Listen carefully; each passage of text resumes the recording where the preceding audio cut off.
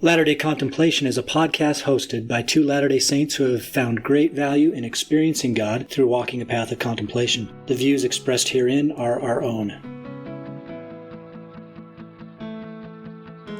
Hello and welcome to Latter-day Contemplation. We're your hosts, Christopher Hurtado And Riley Risto. Latter-day Contemplation started as an exploration of contemplative practices from many traditions to enhance our discipleship of Jesus Christ. We're by no means experts in the topics we discuss, but what we have is an openness to questions, a hunger to discover truth wherever we can find it, and a desire to share in the transformative life of inner peace. We love that you've joined us, and we hope that you find value in this community. Welcome back to Latter-day Contemplation. I am your co-host, Christopher Hurtado. With me is my co-host, Riley Risto. Hello, Riley. Hi, Chris. How are you doing? All right. It's always good to have you with me, Riley. Likewise. Today I've been rereading the Gilgamesh epic. This is the oldest story that comes down to us. It's 4,000 years old in its written form. It's older than the Bible. It's older than Homer. And it includes a story like the Noah story in the Bible, and which story may have actually been borrowed from the Babylonians into the Bible. The reason I bring this up is the subject of today's podcast, the hero's journey, occurred to me from rereading that book. I reread the Gilgamesh in different translations at least a half a dozen times every year. I love it. And so I've been reading several translations over the last couple of days and thought, let's talk about the hero's journey. The hero's journey is an idea that Joseph Campbell came up with, the great mythologist Joseph Campbell. He studied myths from all over the world, different times, different places, found a pattern. The simplest form of that pattern, just 3 parts.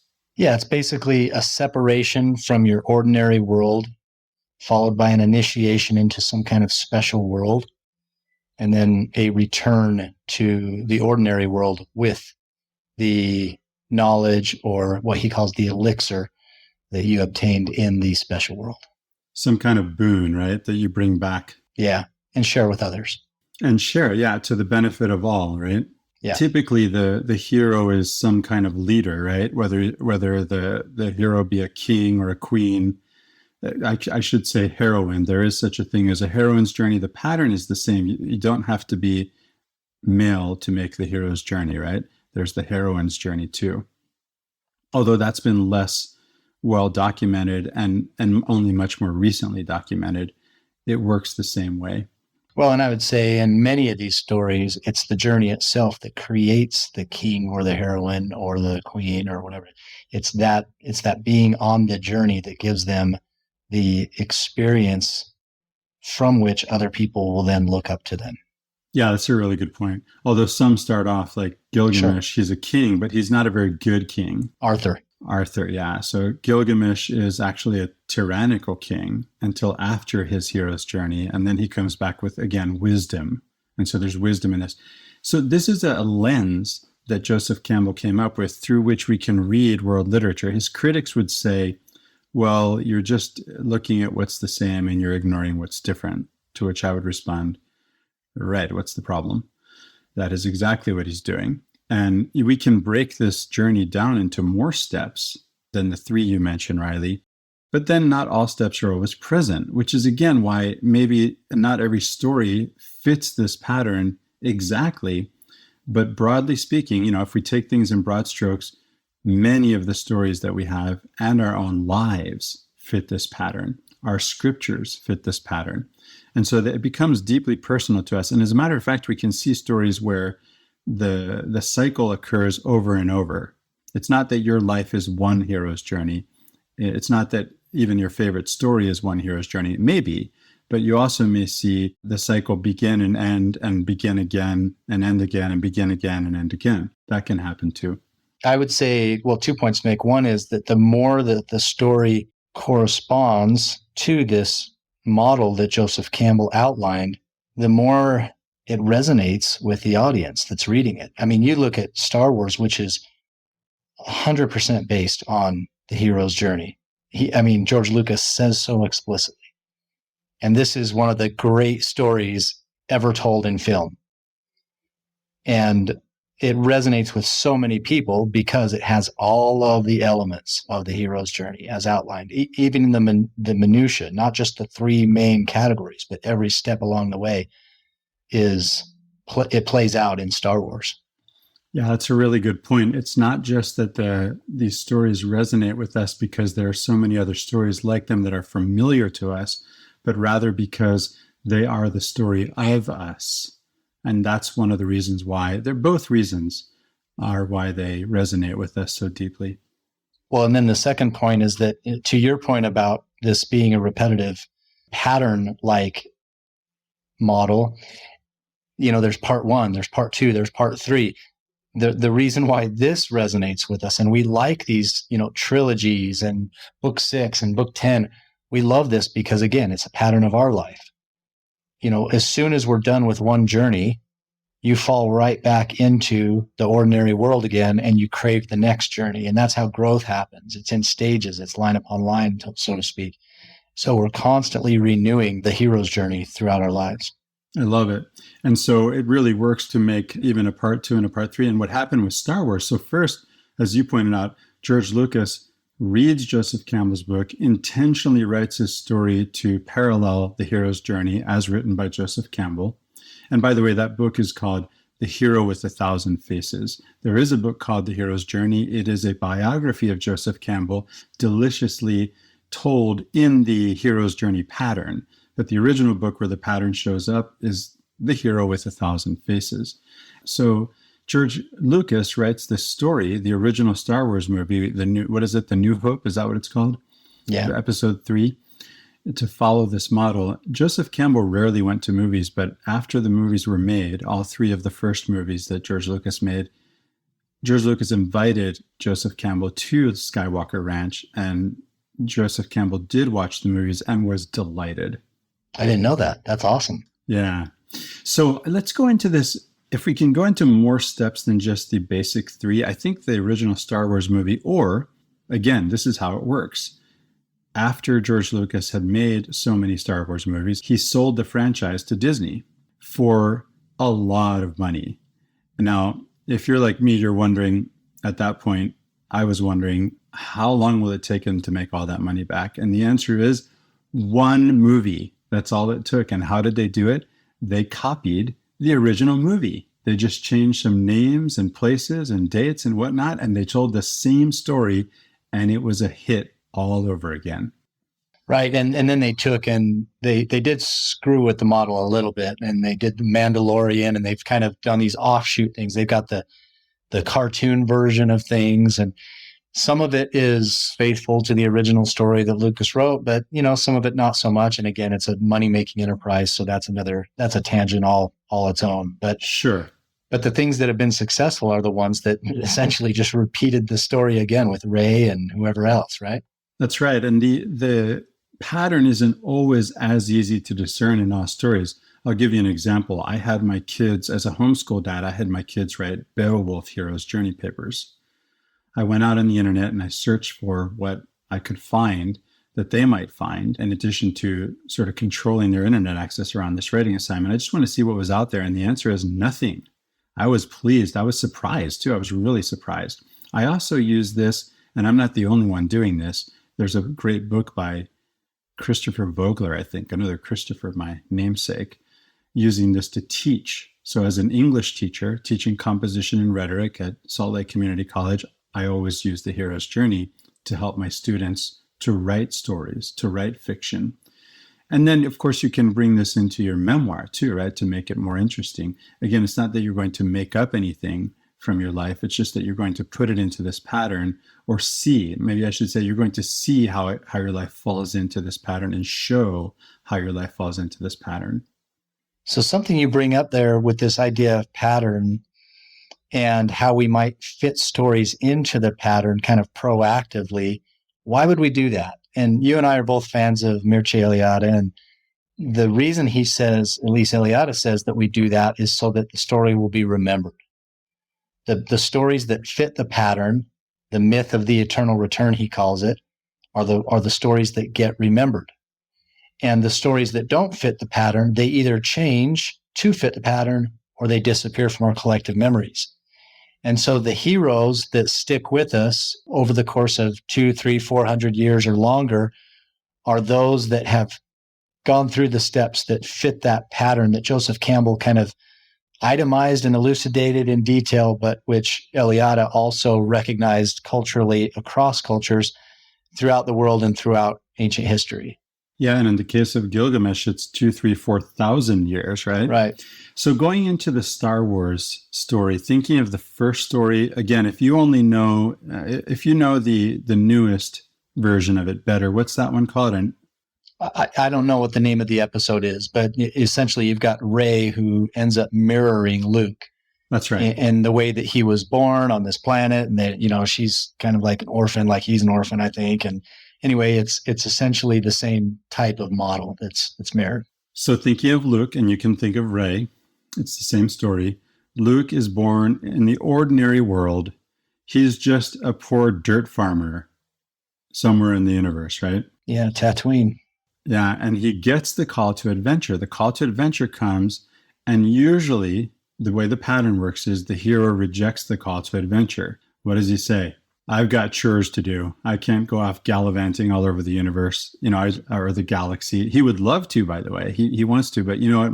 My aunt and uncle are counting on me. I've got chores to do. I can't do that. And so he refuses the call. What happens next? Well, but how does the call come, right? And this is where the supernatural kind of enters into the realm. And, you know, his trusty little robot sidekick has this secret message from Leia. And out of nowhere shows up this mentor type figure that wants to lead him across the threshold, that's trying to convince him that, hey, this is something you need to do. The whole universe is leaning on this decision. That it depends on you, you know? Right. You're our only hope is actually what, what Leia says, right? A new hope. Yeah, so I can't believe I almost skipped that step. A princess in peril. What can be more archetypal than a princess in peril, right? And so he does refuse the call, and then he runs into a mentor, and this is usually what happens. And the mentor shows up in the person of Obi-Wan Ben Kenobi. And oftentimes the mentor will give the hero some kind of talisman. In the case of Star Wars, it's easy, right? It's the lightsaber that belonged to Luke's father. And so at some point, you have to leave the ordinary world. And again, with Star Wars, because it's written to follow the pattern, it's so clear, right? It's, you know, to borrow a line from The Matrix, buckle up, Dorothy, because Kansas is going bye-bye, right?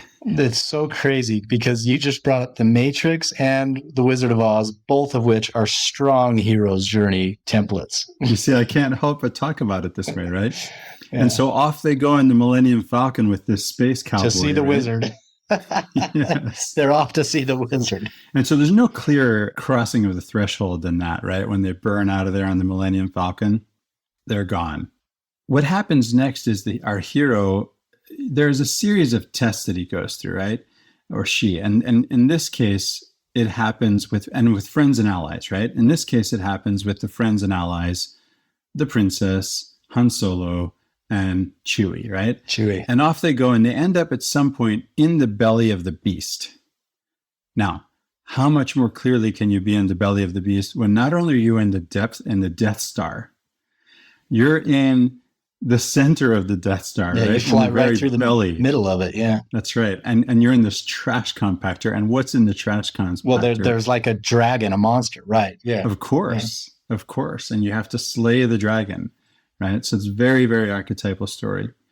Well, I mean, if you want to take the story a step further, and obviously this stuff happens over multiple episodes, but eventually he ends up in the worst of worst places, and it happens to be the one place where his master is revealed to him. And it's this off to see the wizard type magician guy that out of nowhere, you know, appears in the swamps after he's wrecked his airplane or whatever you want to call it, his jet fighter on this abandoned planet. And it's Yoda. Yoda emerges as his mentor and imparts to him special knowledge, but only through the process of completely breaking him down, killing the old Luke so that the new Luke can reemerge. It's sort of like a resurrection. And that's part of the hero's journey, right? The hero has to die to himself in some way and to be resurrected and then return again, right? And it's from that point on that he is a different person. He has, you can tell he goes from being scared and uncertain about everything to all of a sudden, okay, now I'm a Jedi. And I have confidence because he's been reborn as a new creation. And, eventually the whole story essentially is that he brings this power to the fore and helps to, restore order in the universe through this, you could call it an elixir. It's the force to him, which, a lot of people say, oh, that's the spirit. You hear every number of conference talks where they start talking about Star Wars. And I didn't mean conference talks. I meant sacrament talks. Sorry. That's right. And this hero at this point, you can see that the hero actually sits astride both the special and the ordinary world. The hero is a master of two worlds now. And that's where the hero's journey cycle ends until it begins again. And then it starts again. I was going through the first movie and you took us into the trilogy, and that works, right? I could have stayed in the first movie. We could have moved into the whole trilogy. Each part of the trilogy is going to have a hero's journey in it, and the trilogy altogether is going to have one. And if you add more movies, I know George Lucas had this in mind the whole time, right? So how do we compare then this pattern that we pick out of Star Wars with other stories, like the stories we find in the scriptures? Well, I know it's sort of cliche to take and talk about Star Wars and then just relate it to the scriptures. That's something that, honestly, I kind of hate when people do it from the pulpit. Well, I don't mean to go with Star Wars. I mean to go with the hero's journey, right? No, of course. And the only reason I bring that up is because it's a story that everyone knows. Even people who aren't familiar with scriptures, they know Star Wars, and I don't know what kind of commentary that is for us, but nevertheless, it is what it is. We all know Star Wars. Yeah, that's why it's my go-to example. And so it's helpful to kind of walk you through the steps using the example that we're all familiar with. But having said that, I could name right now off the top of my head 20 stories, myths, whatever you want to call them, movies, books, scriptures, whatever, that conform fairly closely to the pattern revealed in the hero's journey. And just to give kind of a brief overview, I can name some right now. There's the Arthurian legends, which that's very clear. There's, from a biblical standpoint, there's the Adam and Eve story, going from the ordinary world to the special world and crossing the threshold and the challenges of evil and the elixir of life, all that stuff. That's there. Riley, in pre-show discussion, you mentioned that I said the hero always rejects the call in the beginning. You mentioned in pre-show that Joseph Campbell taught that the hero has to accept the call, or what's the alternative? Well, yeah, the alternative to accepting the call is a life of misery. Why is that? Well, because life is meant to be an adventure.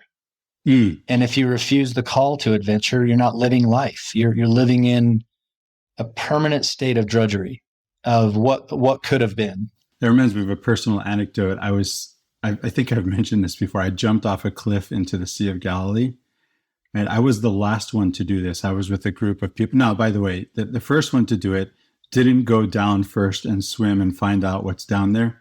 I wouldn't have been the first. But by the time everyone had safely done it, I thought to myself, if I don't jump off this cliff, I may as well curl up and die.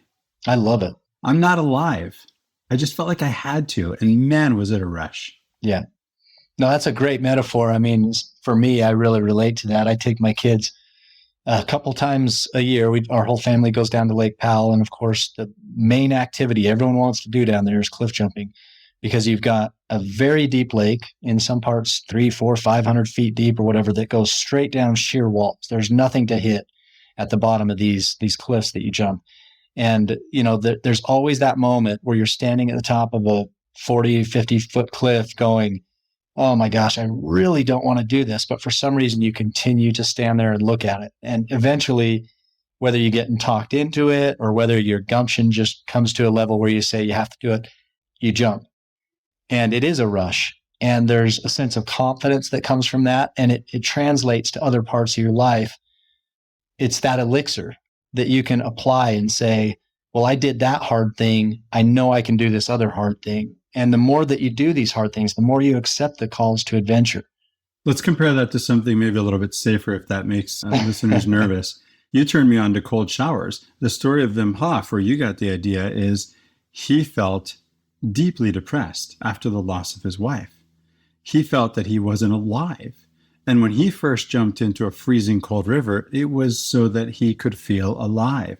And let me tell you, it works. I mean, I come to life. You have that moment when you turn on that cold shower in the morning where you think, I'm going to die. And then you think, man, I'm alive, right?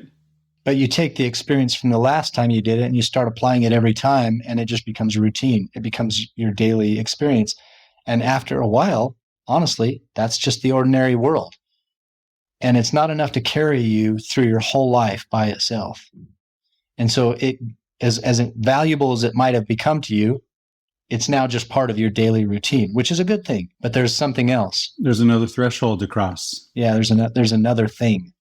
So what other stories can you think of? Well, to continue on with some of these stories, you've got The Matrix, Toy Story, Braveheart. The Truman Show is a great one. I don't know if you've ever seen that movie. I have. Literally in an ordinary world that's constructed for the benefit of just this one person until he crosses the threshold, which is, again, a literal threshold. He walks upstairs, steps across a threshold into the special world. Well, the actual world in his case that he didn't know existed. Right. There's The Wizard of Oz, Highlander, Shawshank Redemption's a great one. Goonies. Everyone loves the Goonies. And then coming back to scriptures, I've looked at the Book of Mormon in this respect and said, the Lehi Nephi Exodus with their family, it has strong hero's journey elements to it. Will you take us through that step by step? Yeah, just I don't know that I can, like you said earlier, not every step exists in every story, but there's a lot of them that do exist in this story. And so, I mean, it begins with Lehi and his family in what we'd call the ordinary world, which is Jerusalem. And it's during this reign of Jeremiah, it's 600 BC or whatever. And there is brewing turmoil, but he is invited, he is called to exit that ordinary world before it, devolves into chaos and ruin. And he answers the call. And the supernatural aid, which is a step in this process, comes directly from God and angels. And, it's literally a supernatural invitation to exit the ordinary world and cross the threshold, which he does. They leave behind all their belongings. They cross the threshold of their home and leave that all behind and enter into the wilderness, which figuratively or literally, it matters not. It's the same thing. It's this wandering motif that you find throughout scriptures. And it's wandering in the wilderness that is the teacher. And they spend years out there. Before they ever make the great journey across the ocean, there are temptations and trials in the wilderness. So again, this is the repeated motif of the hero's journey. It happens multiple times in the Book of Mormon. And that ocean crossing is just another threshold to cross into another world. That's another threshold, right? We're talking 3 years or whatever that they're wandering around in the wilderness before they cross the ocean, which is the next threshold. And so prior to that, they have their experiences in the wilderness with starvation and all kinds of trials. And that's all part of that first round hero's journey. And it's the experience of having done that, whether it was, fashioning a bow that he could go and, kill meat with, learning new skills that would give them the confidence to then cross over the ocean. Well, even before that, the invitation to cross over the ocean necessitates the building of a great ship. And there's just invitation after invitation and adventure after adventure. But the main one that will resonate with most people is the story of Nephi and Laban, because it's very clear that the symbols that exist in that story fit very nicely into other stories that are identified by Joseph Campbell, like the Arthurian legends, the sword and the stone. Well, this is, the sword of Laban. And the great treasure is the plates of brass that are coveted and kept by this dragon-like figure in Laban. And the only way he is able to obtain those is by slaying the dragon. It's fascinating to look at from that perspective because it just continues on and on throughout the Book of Mormon, what some people might call the pride cycle. essentially fits into the hero's journey pattern. So you're thinking of Nephi in this case as the hero. There are other ways we could look at it, right? Each one of the family members has to go through the same ordeal, right? Yeah, they're all in it together. And some of their individual stories are documented. Right. And yet, yeah, if we do have access to those individual stories, we could look at it through this lens at each one of them. And with some of them, certain aspects come out more clearly. Obviously, Laman and Lemuel are the ones really obviously refusing the call, right? When it first comes. Well, and in a sense, they are the helpers or the companions that accompany Nephi on his adventure. And just like Han Solo, he's sometimes like, hey, you're crazy. We're not going to do this, and so there's trials in that respect as well that show up in that story. Yeah, I mentioned earlier, having friends and allies. There are also enemies and those who oppose you, right? And they're to be overcome, and that's part of the journey, along with your friends and allies, to overcome your enemies, as it were, those who stand in the way of completing that cycle of gaining, the wisdom that you seek. So the depths of the special world end up being what is called the abyss. That's like the opposite of the ordinary world. The special world, or the underworld, the unknown, the depths of that is kind of identified in the hero's journey as the abyss. And it's in that death-like place that the resurrection shortly thereafter takes place. And it's all in response to your reaction. Okay, so you end up in this abyss. What Nephi says, he was harrowed up into the depths of his soul. He didn't want to kill Laban and all this stuff. And anyway, he does it. He slays the dragon, and he obtains the plates. He obtains the sword of Laban, which is sort of like a kingly scepter of sorts that marks him as the successor king to Laban. And he's transformed in that. I mean, he's writing about it in the Book of Mormon, chronologically, at least 8 years later, is what the record says, right? So he's speaking of these things as if in the past, as if they were just happening, but we're talking about a transformation that he recognized in himself. And so he comes back and he brings back those scriptures, which are the elixir. Those are the things that preserve the community, is that treasure or elixir of life. And it's the first return of many. Now that you put it in terms of resurrection, we talked earlier about the hero dying and being reborn. That is a resurrection. We didn't say it that way earlier. We're talking about a resurrection. You can see the life of Jesus of Nazareth fitting this pattern too. And as a matter of fact, since you also mentioned a descent into an abyss, I think of every single story of Catabasis and Anabasis that we've talked about here, right? Whether it's Isis and Osiris, the descent of Inanna being the goddess at the time of Gilgamesh, right? In that same context of that oldest story that comes down to us, whether it be, Book 11 of the Odyssey, when Odysseus goes to the underworld, to Hades, to talk to his father. Same thing in Book 6 of the Aeneid with Aeneas himself going into the underworld. The whole of Dante's comedy, but especially if you think about Canto 2 of the Inferno, right? There's this descent, and then again, they're seeking wisdom. They gain it. They return with the wisdom. They climb. They achieve a new level, right? And master both worlds. This is the cycle. And so the whole thing is a cycle that we have to participate in ourselves. Why do we tell these stories? Why do we read them? Why are we fascinated by these myths? At some point, they're meant to be our story, and we are meant to kind of encapsulate the myth within our own experience. And I think that's why we're fascinated by them. I think so too. And so what does this mean for us? What does the hero's journey mean for Christopher Hurtado and Riley Risto and all of us? Yeah, if we think in terms of just in our tradition as Latter-day Saints, we can think of the plan of salvation, as we call it, right? This idea that we have a first estate, and that's in one world, and we come down, right, into this new world, and we have trials and tribulations, again, just like a hero. Well, and think about the call to adventure there. And there's a third of the contingent of heaven that refuses that call and never progresses from their state of perdition. And it's only in accepting the call to adventure, which this life is adventure, this life is experience. Only in accepting that call do we grow and experience and, continue to ascend. And if we're lucky in our hero's journey, we find someone like Merlin or Gandalf or Obi-Wan Ben Kenobi to be a spiritual guide. That's part of it too, right? And we find these in many, and of course, why are these old bearded men, right? And they're not just men. They're stories with women of great wisdom too that we turn to. Obviously, in the Bible, we have prophetesses. We have prophetesses who know what no men know. And so you get this guide. There's the Wizard of Oz. That's right. Yeah, you get this guide. You have the good witch, you could call her, of the West, right?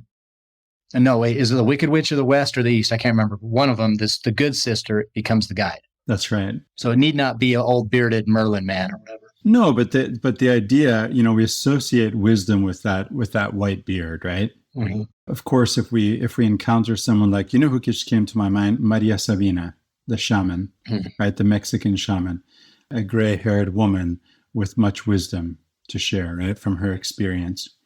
So many examples of this. And we find them here and there in our lives. There's not just one, right? There are different guides at different times, at different stages of our journey, or in different cycles. Because again, we don't go through the cycle only once. We can see our whole life as a hero's journey. We can also see, again, just like in the Star Wars example, we can see multiple cycles going through our life. And it helps us to look at this, to look at our life this way, to sort of gauge where we are and to find meaning, right? The meaning is something that we create. Whatever's happening to us is just whatever's happening to us. It's, and a lot of it's suffering. I think of Viktor Frankl. He said, to live is to suffer, to survive. And this is what I think of as, being the hero, is to survive, is to find meaning in the suffering. And we do that. We create that meaning by the way in which we view our experiences, the way we reflect on our experiences. And this is what makes us uniquely human, is that we can actually reflect on our experience. We're not just living it, we reflect on it. Well, and that's the role that scriptures play for us. When we say that we're supposed to liken the Book of Mormon to our times because it was written for our times or whatever, we're really supposed to do that with all stories, with all myths, with all scripture. We're really supposed to liken it to ourselves and say, well, what would I do if I were in that position? And by doing that, we are receiving an invitation to make decisions, to enter into these adventures. And we can either learn and accept that call to adventure, or we can refuse and live in kind of cowardice and boredom and lethargy. And that's not a life worth living. And so we're constantly invited to grow through descent, through death, into a new life and become new creatures. I'd like to share a personal experience in this regard. So I was asked, the first time I was asked to interpret. I'm a translator. I have a lot of experience as a translator. Now I'm an interpreter too, but back then I wasn't. I only had translation experience. The difference is translation is done in writing, and you can take your time and you can use a dictionary, and interpreting is done either consecutively or real time, what we call simultaneously, right? Simultaneous interpretation. The first time I was asked to do this, I don't think I had enough of humility. I think I had too much hubris. I did have my doubts, but I thought, I'll give it a go. Honestly, thinking back, I really did try to refuse the call, but someone was insistent. So I got in there and I tried and I failed, and I thought, you're better off with no interpreter than with me as an interpreter. And I bowed out.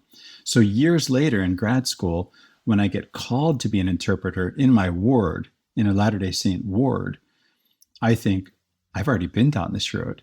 I want to refuse the call, but I had a personal policy at that time, that I would accept any call that was extended to me in church. Someone else alongside me had the same call extended and refused it. What happened next, I could never have expected, because I did have this mentor show up. So it turns out in the stake, and I was going to grad school at the time, and I went to grad school at the Middlebury Institute of International Studies in Monterey, which is the top place in the world to learn interpreting. If you want to be a UN interpreter, if that's your goal, that's where you go. And so it turns out that one of the professors there was in my stake and was going to then train me. So by saying yes, I next got After my first refusal of the call, this time I accepted it, I next got that kind of training. I would have never had it otherwise. I think we each hit decision points in our life, and maybe we don't recognize them at the time because we don't have the gift of hindsight. But how many times in your life have you looked back at a decision you made, just like you did right now, and said, had I not done that? And then you think about the negative things that would have persisted, or the blessings you would have missed out on by not accepting that call. It's almost like at least an annual experience that you have to accept some kind of call. And by not doing it, you don't even know what you're missing out on. You can only imagine. And I'm hoping that's where this discussion ends up, Riley, is in some sense inspiring us to think about our lives in terms of this lens. It's not the only lens. It's not the only way to do it, but it can be helpful, and it often works. I mean, again, not all the steps are always present in every story, including our own, but in broad strokes, this is the story of our lives, this hero's journey. And so it can help us to look at it that way and to think about that question you brought up, Riley. What happens next if I accept this call, if I refuse this call, or looking back so that we can gain insight from the past to help us to make better decisions in the future. Like I'm staring at a decision right now. It's not a life it's life altering, but it's not a life killing decision. It's like, it's not a make or break type of decision, but it's the kind of decision that could have, a very strong bearing or influence on the future direction of my life, maybe even generationally. Again, it's not make or break. It's very easy for me to talk myself out of doing it. And we all try to refuse the call. That it makes me want to live with a little bit more courage in this respect and just say, wing it. It's not going to kill me if it doesn't work out exactly how it's supposed to. And there's probably something I learn along the way anyway. Well, are you going to tell us any more about it? Oh, it's a business opportunity. I have a chance to buy a business. I had many chances to buy businesses, started businesses. I've exited businesses, but this one is like, okay, it could be great. It could be a decent sized risk. Who knows? So you just have to weigh all the pros and cons and make a decision. But it shouldn't be a decision that is colored by any sense of cowardice. Being brave about making decisions after having gathered all the useful information that you can, that's the mark of someone who's living.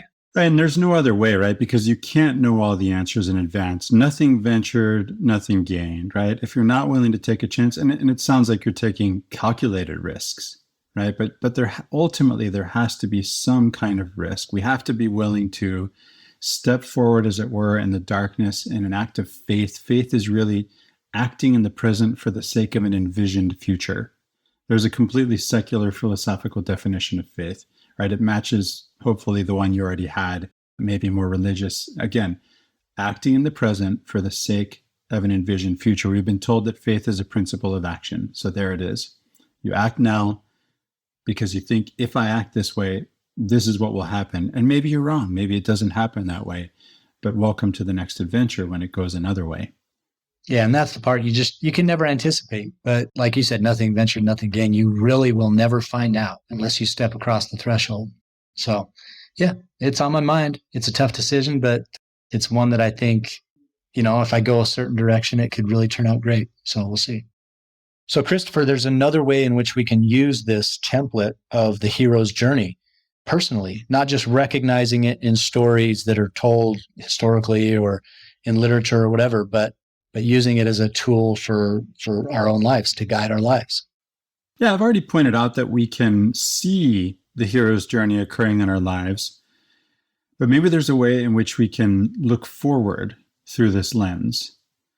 And maybe it's helpful if we go into more of the steps, Riley. Again, there are these 3 basic steps, but there are more steps. We can get more granular. And again, they won't all show up if you look back. But looking forward, you can think about decisions, think about inflection points in your life as they occur or as they're coming up through this lens, thinking about all these steps. And you can envision and maybe even write, right? You can author your own story in this way. It worked for George Lucas. Yeah, so there's this program that Jordan Peterson actually has online. It's called self-authoring. You're familiar with that? Oh, yeah. I've participated in that as well. I got a friend who introduced it to me a while ago. But the whole point of self-authoring is to write your own story, to kind of plan it out. And we have no idea what circumstances are going to confront us in the future. However, you can prepare for how you might react to some of this stuff by preemptively writing your story. Yeah, so we've talked on this podcast about premeditatio malorum, the premeditation of evils. This could be a similar exercise, although not from a negative standpoint, from a positive standpoint, although you can consider the possibilities, where things could go wrong. But the idea of premeditatio malorum is just to sit down and write what could go wrong and to think of all the things that could go wrong. And then, of course, to prepare for them, right? To what is going to be my response to that? You can upgrade those answers. I was doing a guided meditation with Jay Shetty, the author of Think Like a Monk, through his Genius program. There's an app for your iPhone or whatever. And so he takes you through this exercise of identifying, maybe I'm tired. Okay, then how do you upgrade that? I'm tired and I'm going to go to bed early tonight. Or, man, I'm so stressed. I need a break. I've got too much going on and I'm going to take some time off this weekend. No, I love it. This feels like a very contemplative approach, like where the whole idea behind premeditation is to meditate on something before it happens. And so let's do this, Chris. What if I outline categorically the steps throughout the hero's journey? I'll just name them. As the listener is following along, think about a scenario. Maybe they're facing one right now. Maybe it's one they're just imagining could happen in their future. It could be family. It could be business. It could be just a life adventure. And take that scenario and fit it into these steps and then author a future outcome for yourself. By doing that, we're sort of preparing ourselves for what could happen and putting ourselves in a position to respond when it actually does happen. Does that work? I like it. Okay. So Hero's Journey has the three main sections, I guess you'd call them. There's separation, initiation, and return. But those are broken down further into a dozen different steps. So the first step is the ordinary world. It's just a recognition that the world you're in right now is what it is, seeing your surroundings and your environment for what they are right now. Now, you may be satisfied, you may be dissatisfied, but nevertheless, this is your current state of affairs. This is the ordinary world. And along comes this circumstance. And it could come from anywhere, but it's a call to adventure. And this call to adventure is asking or pulling you out of the ordinary world. It's going to require you to take an uncomfortable step. Stepping out of your comfort zone in some way, sense, shape, or form, right? Right. Big or small. Right. And we all react fairly predictably the same way when we receive these calls to adventure or moving out of our comfort zone. Well, I don't know about that. I think most people are predictable this way. No, I mean, that's our reaction. I don't know about that. Yeah, exactly. Yeah. We have a tendency as our first reaction to refuse the call. Yes. We're like, no, I've got so much going on. I've got this, and this. That's not really my thing. I don't feel comfortable with that. I know nothing about it. Or I don't know how to interpret. Right. Yeah. I don't know. Yeah, exactly. So we come up with all the reasons why we shouldn't do it. Maybe even I tried that before and it didn't work, right? Which is a perfect excuse for a mentor to step in. And that's the fourth step. Yeah, it's meeting the mentor. That mentor only steps in when we step forth, right? To at least explore. Right. When the pupil is ready, the master will appear. And the pupil is ready not because she knows everything she needs to know, but because she recognizes she doesn't.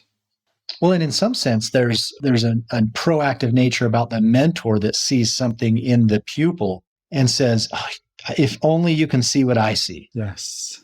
And she says to the pupil, look, this is what I see in you. And these are the things that will carry you through and get you through the struggle that you will inevitably run up against. But that's what a mentor does, is sees the things in you that you don't see yourself and tries to pull those out of you and have those become your primary identity instead of some hidden latent potential. Exactly. So that's the fourth step. They meet the mentor and the mentor invites them through persuasion to accept the call instead of refuse the call. And sometimes they do that also by presenting a future vision of what happens if you do or don't accept the call. And maybe even that talisman, which can be, again, large or small, just a little something to instill confidence, right?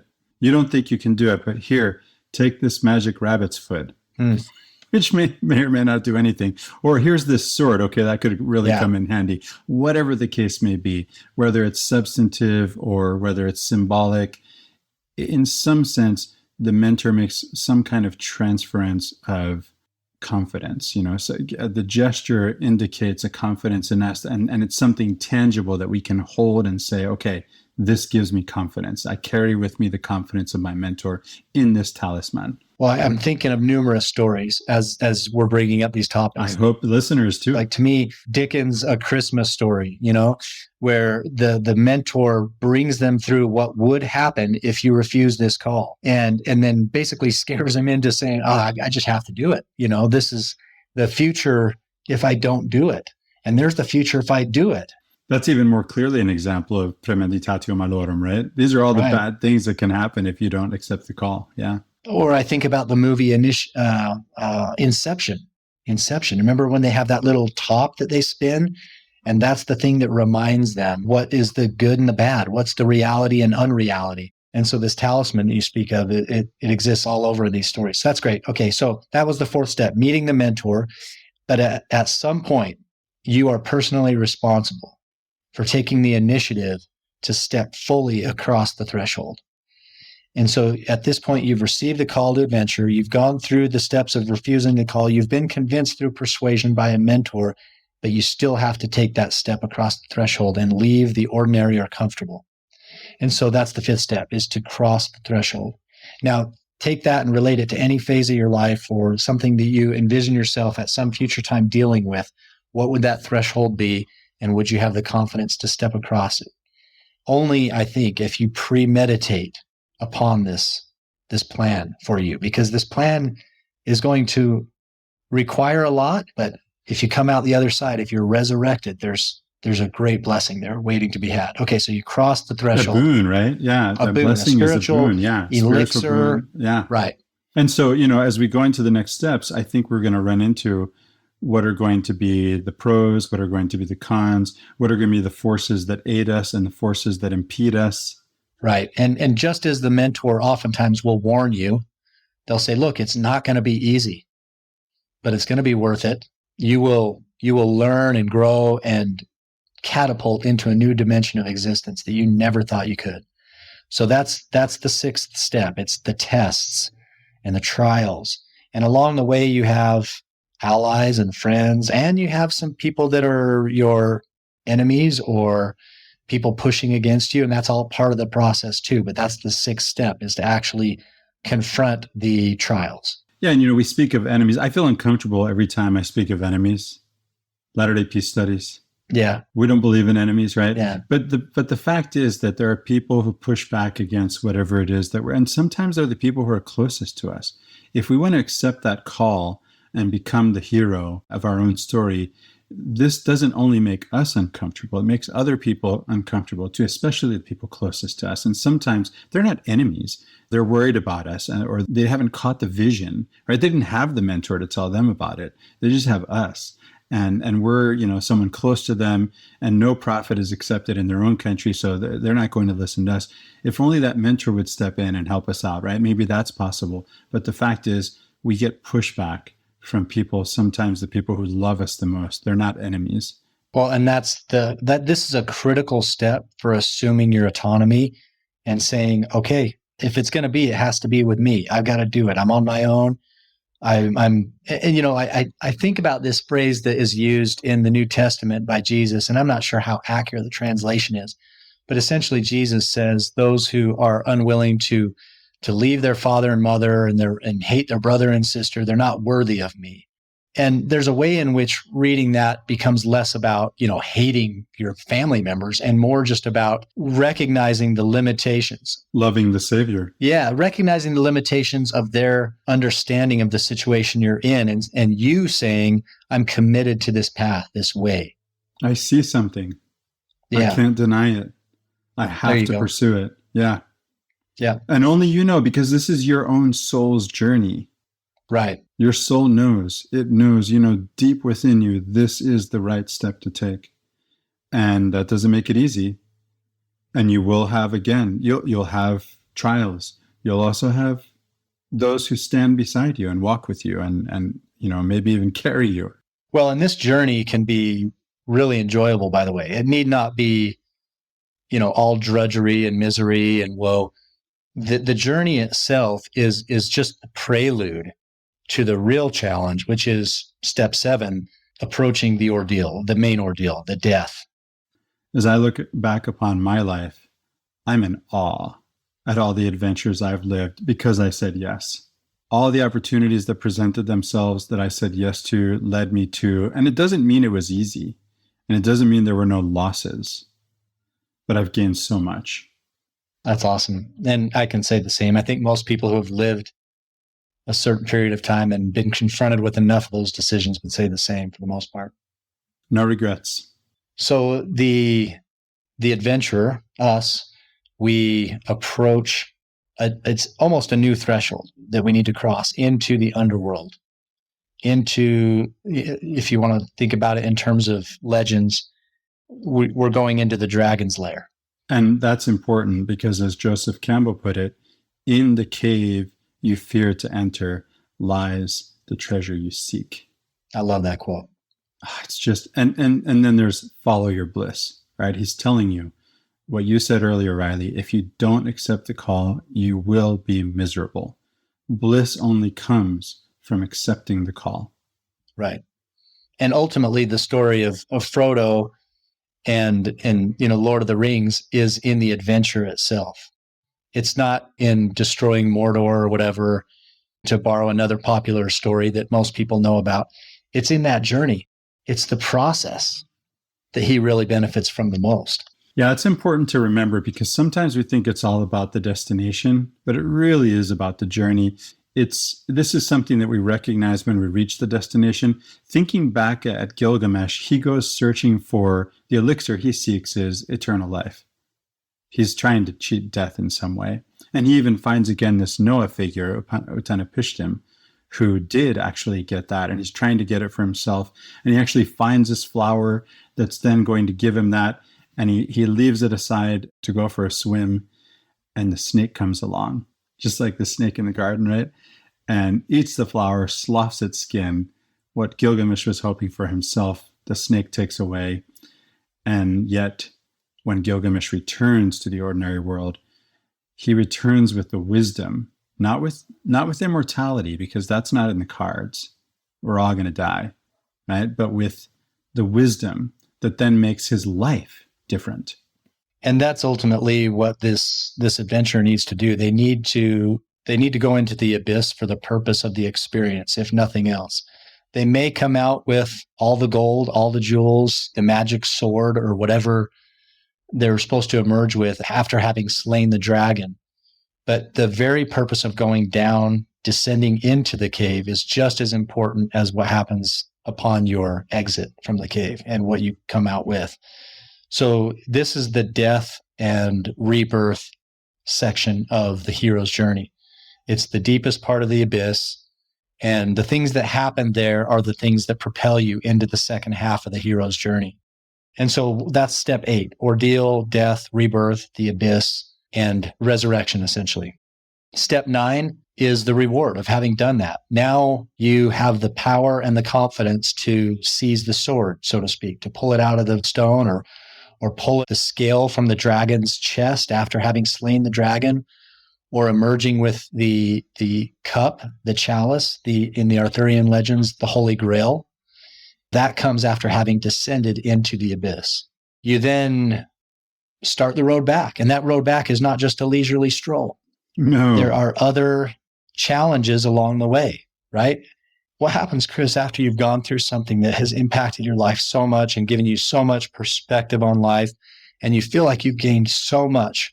What's the first thing that happens as you start to come back in contact with the ordinary world? So a couple of things can happen, right? You could lack confidence yourself somehow still. We somehow manage to do that often, right? Or if you've obtained some kind of wisdom or some kind of elixir and you don't have personal self-doubt, others will doubt you, right? Again, you're returning to your own country. You're still the prophet in their own country. Others have not obtained that same wisdom. They maybe still don't see the vision, right? And so you're going to get some pushback. And it's going to be maybe difficult. There may be challenges in being accepted in this new persona, as it were. Well, one of the things that you do have after having gone through the journey that is sort of like an ace in the hole is this elixir. You obviously either learned something or gained something just from the process alone, not even to speak of whatever physical rewards or tangible rewards you might have come out with. But the experience itself gives you perspective that no one else in the ordinary world has, unless they've done a similar journey. And so people will then come to you. And it's possible that you could share that. Absolutely. It's possible you could share that and then they see it, right? Others see it. But it's also possible you share it and they don't, and you still get pushback. And so now it's another challenge for you. Well, at that point, after the return is completed, you have atoned for some of the sins of the ordinary world by stepping into the extraordinary world or the special world. Now you're the master in some respect over that one aspect of having experienced it, not over life in general, but when it comes to that realm of experience, you are now the mentor. So does that bring us full circle then? For one round. For one round. And what do we do next time? We just have to accept another call and go die again. Accept the call. That's where it's at. Remember, in the cave you fear to enter lies the treasure you seek. Anything to add, Riley? I love reading the Gnostic Gospels and the Nag Hammadi Gospels because they're a little more esoteric, they're a little bit more mystical. And one of my favorite things that is talked about in the Gospel of Thomas is this concept of death and resurrection. Not as a physical death, but as a spiritual ego type death.